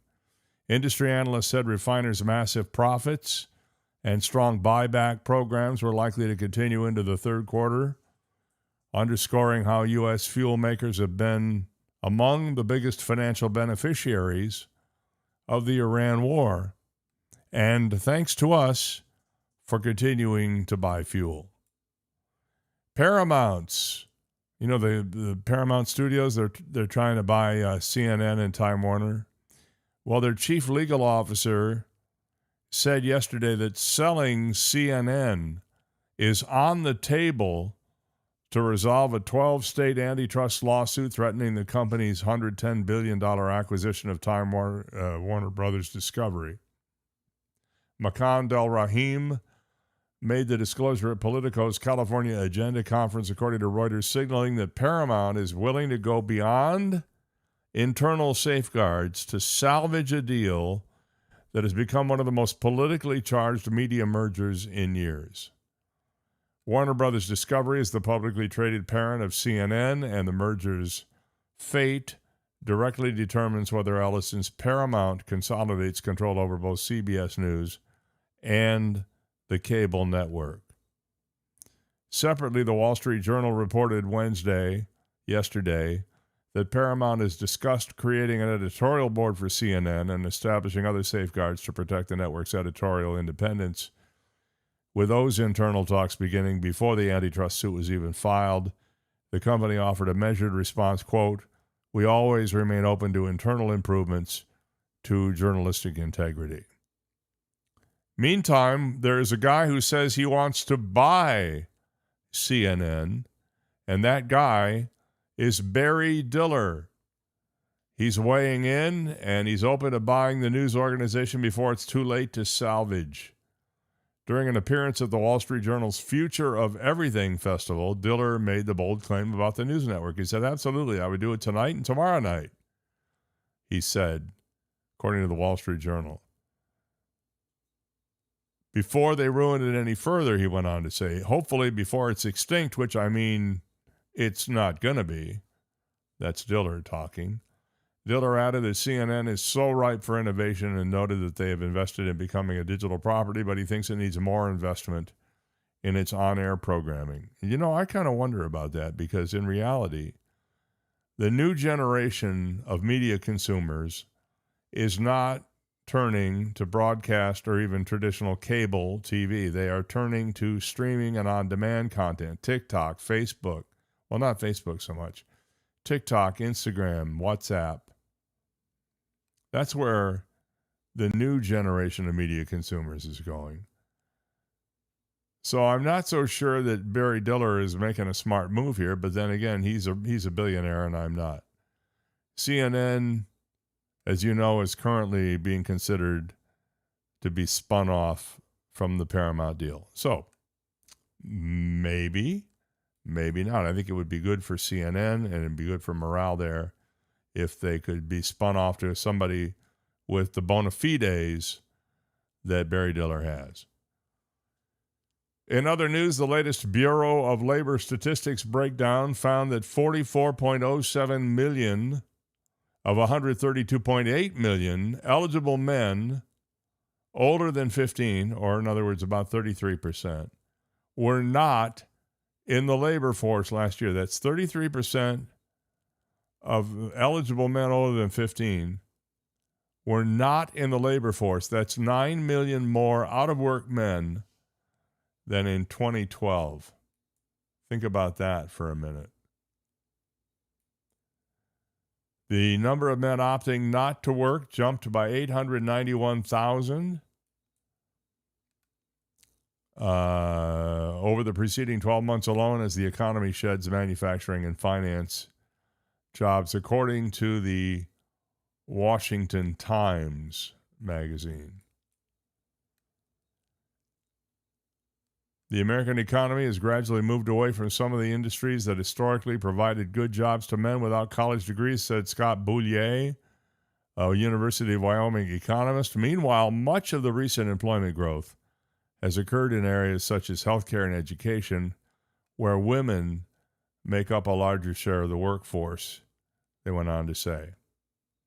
So a third of men over the age of 15 are not even in the workforce in this country. And there you go. Did you see the news last night about these new electric shock gloves that ICE is going to begin wearing? The folks at ICE have spent $20 million on this new technology. They put these gloves on, and when they touch you, and they push a button, and it sends an electric charge right into your body from them. And I mean, they showed some demonstrations of people who volunteered to get these shocks, and they were taken immediately to the ground.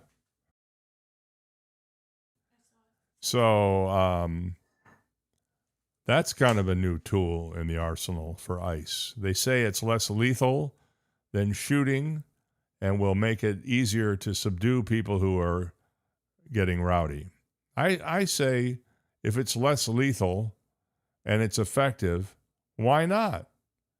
I know you may be an ICE fan or not an ICE fan, but this still is an innovation that I had never heard of before. I'd never heard of shock gloves or whatever they're called.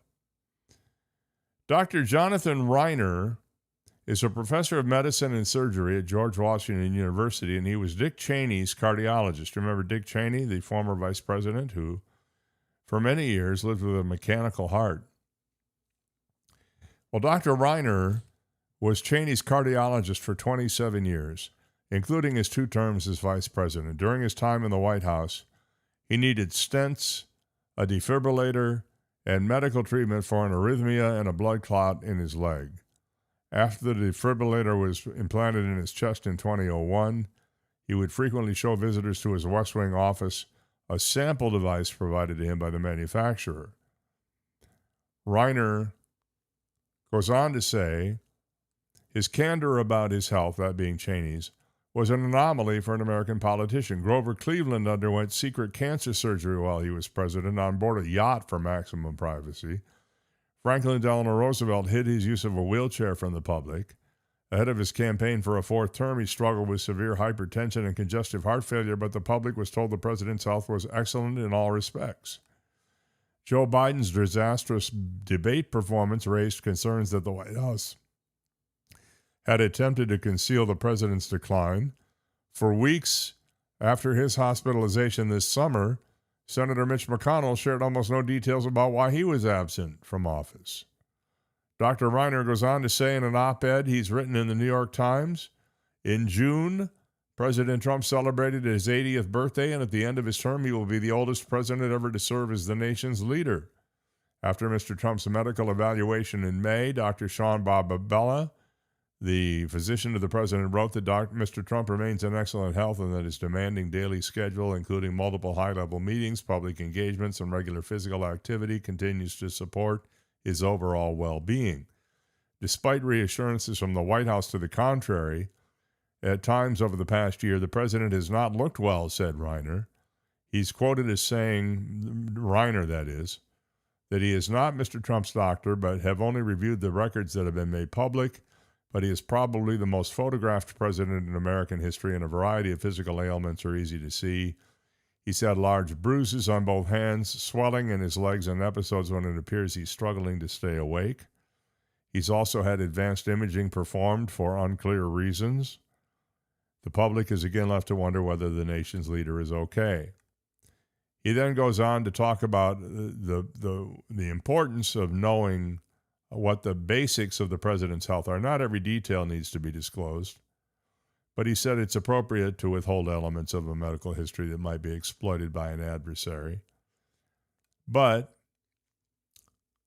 he thinks there needs to be a commission in place to look at medical questions that could clarify Mr. Trump's health. Among them, Dr. Barbabella's recent report states the president was evaluated by 22 consultants, an extraordinary number of specialists for even the most extensive executive health evaluation. Why were so many physicians summoned, and what were their specialties?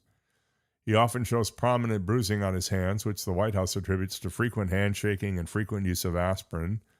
Trauma from handshaking has never seemed plausible, and it doesn't explain why the president's left hand is similarly discolored. Also, why would the president take a dose of aspirin 4 times as high as the dose typically recommended by doctors? Now, this is from Dick Cheney's cardiologist.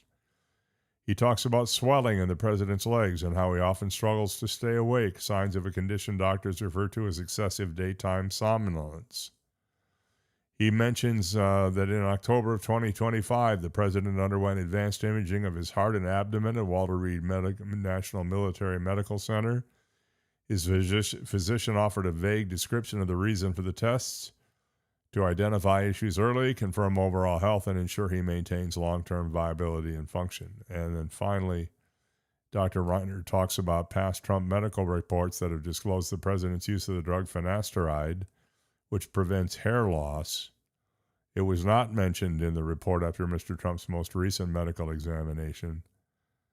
So he has a lot of questions, and I think they're fair questions to ask. He's not doing it from any sort of a partisan perspective. He's a doctor, a former Republican vice president. But I think we deserve some answers, and I don't think it's asking too much for the president and his doctors to come forward with the basics of his health and let us know if there are issues. I think we have a right to know that, especially all the people who voted for him. Okay, you know what time it is right now? Yep, it's this time. Now, the impossible question on the Dave Elliott Show. Let's end the day with a fun thing, shall we? It's 8:43 and time for you to get involved in the impossible question. A reminder that if you've won something in the last 30 days, you're not eligible to play today, and we prefer you be from Southwest Florida so you can pick up a $25 gift certificate to Alice Sweetwater's Bar and Grill here in Naples, home of the Lobster Reuben, best sandwich in America, according to Restaurant Hospitality Magazine. So here we go. Here's today's IQ.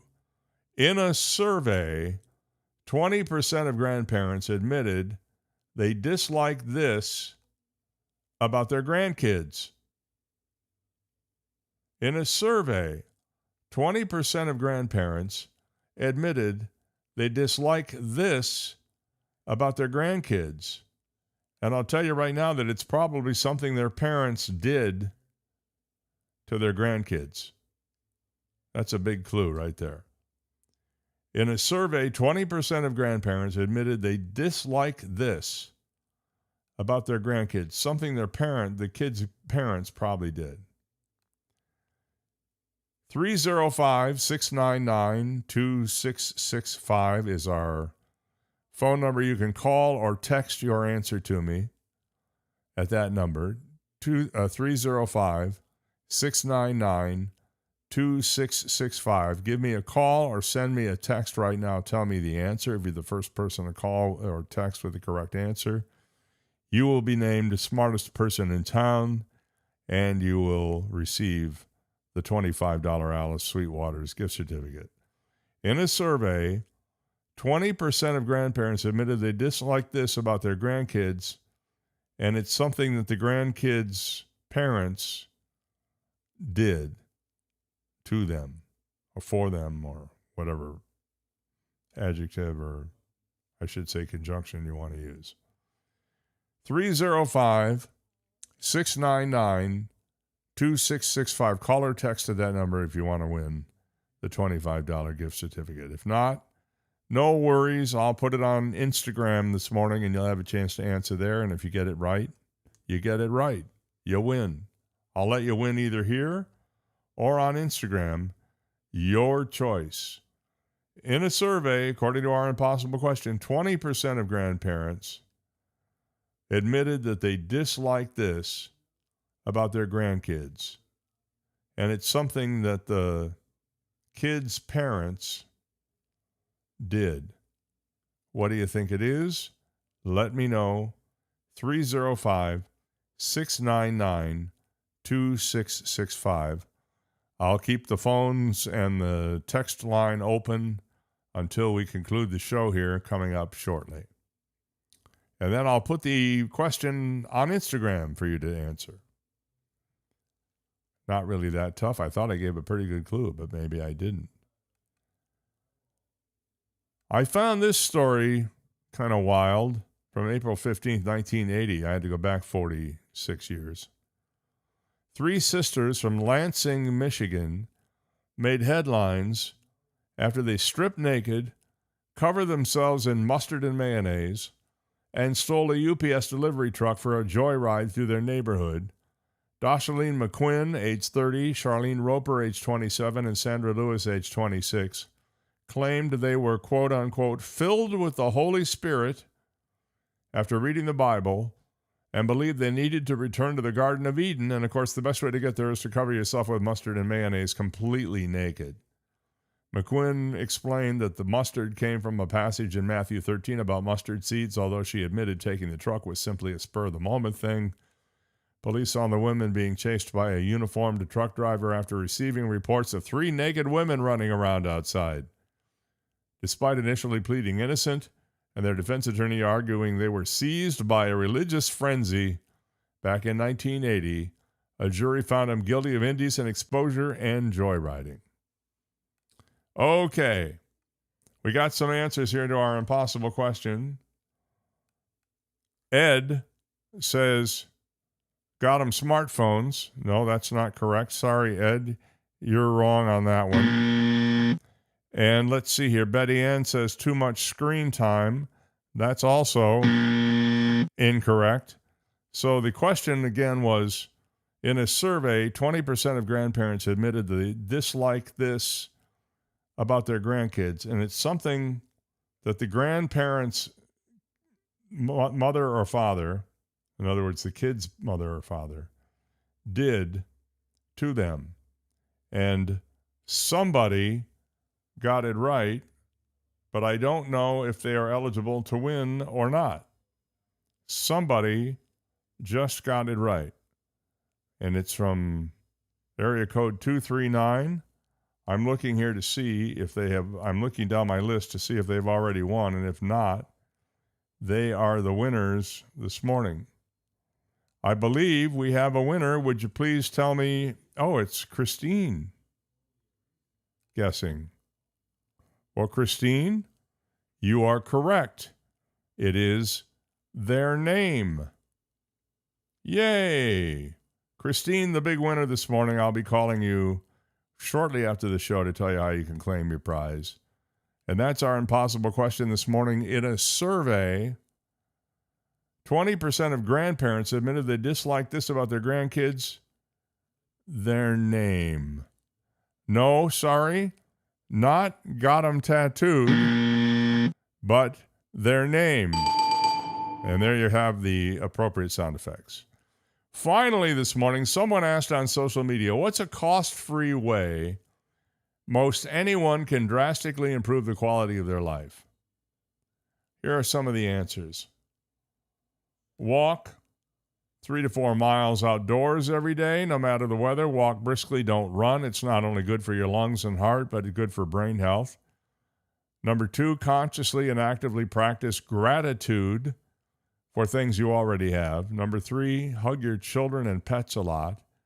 Number 4, smile at people and say hello, even if only to spite them. Number 5, agree with people. Don't waste energy fighting. And the number 6 way, a cost-free way that you can drastically improve your quality of life, do something with your hands, even if it's just playing with Play-Doh. We're going to take a break, and believe it or not, we'll be back with a little bit more right after this. You've got Dave Elliott. Are you ready for a culinary experience like no other? Mark your calendars for the event of the season. Sizzle Dining is happening starting September 1st through the 30th. Picture this, a world of flavors, a celebration of taste, and a chance to make a difference in our community. Savor delectable dishes, expertly crafted by top chefs, each plate telling a story of passion and creativity. But that's not all. Sizzle Dining benefits Blessings in a Backpack of Southwest Florida, a charity dedicated to ensuring no child has a hungry weekend. Dine with purpose. Every time you indulge in the exquisite offerings during Sizzle Dining, a portion of the proceeds will go directly to Blessings in a Backpack. So gather your loved ones, invite your friends, and come experience culinary excellence while making a meaningful impact. Share your moments with #DineWithPurpose. Sizzle Dining, taking place the entire month of September, where taste, compassion, and community come together in perfect harmony. Reserve your table today, because with Sizzle Dining, every bite counts and every meal matters. When it comes to your health, there's no cookie-cutter way to do things. Each person is individualized in their needs and their desires, and that's the case with your hearing, too. Naples Audiology and Hearing Center, with 2 locations in Naples, one in Colonial Square off Goodlette Frank Road, the other in the Vanderbilt Commons at Vanderbilt and Collier Boulevard, are here to help you. They help you with individualized treatment. You go in for a free hearing evaluation, and if you should happen to need a little help from a hearing device, they can offer you the exact device you need, the exact technology you need for your particular needs. Don't let your hearing get in the way of enjoying your life. They even have devices that can cut out the background noise if you're in a big crowd someplace. Naples Audiology and Hearing Center, I've been going to them for years, and I know you should too. Believe me, you will notice the difference right away. Naples Audiology and Hearing Center, online at napleshearingcenter.com. He's always worn a mask to conceal his secret identity. Dave Elliott. Thank you very much, sir. Appreciate it very much. I got one more story for you here this morning that I think you will find fascinating. I want to believe, I really do want to believe, yes, that's the tagline for the X-Files, the 90s television phenomenon that you probably watched at one point or another, but it's also a credo of sorts, not just for Fox Mulder, but for tons of people all over the world who have a close encounter with an unidentified flying object, now known by the way less catchy Unidentified Anomalous Phenomena, or UAP. Have you seen one? I have not. I would love to at some point, but I have not.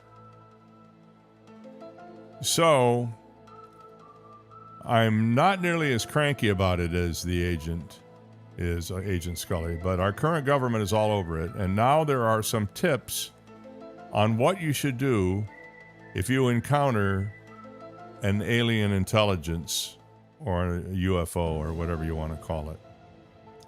So let me get down to the list here, because believe it or not, there have been 319 sightings in 2025, 114 of which were resolved, meaning they turned out to be just normal stuff. But there have been 1,800 reports of UAPs that have occurred in recent years. They've cited numbers from just a low of under 4,000 in 2018 to nearly 8,000 in 2020, but they get between 500 and 1,000 reports per month. So the things you need to do: stay calm, document everything, like your local date and time, your location and perspective. Contact your local astronomy club, let them know. Reconstruct the night sky as best you can, and check flight and satellite data. Plus, you can drop your video in a comparative sky tool as well. This is for more technically advanced UFO sleuths. But you can do all those things if you see a UFO. So the most important thing, is to stay calm. And the last thing you're supposed to do is report your finding. And don't worry about the fact that they might think you're a nut job. If you really believe you saw something, why not report it? Hey, speaking of something, we have something for you tomorrow here on the show. We're going to be joined by our good pal, Chelsea Murphy, to talk about where to go and what to do here in Southwest Florida. And we're going to be joined by Tony from Blessings in a Backpack to tell you how they benefit from the affiliation they have with Sizzle Dining and how you can be a contributor to that and enjoy a meal out all at the same time. Hope you have a great Thursday. We'll see you tomorrow on The Dave Elliott Show.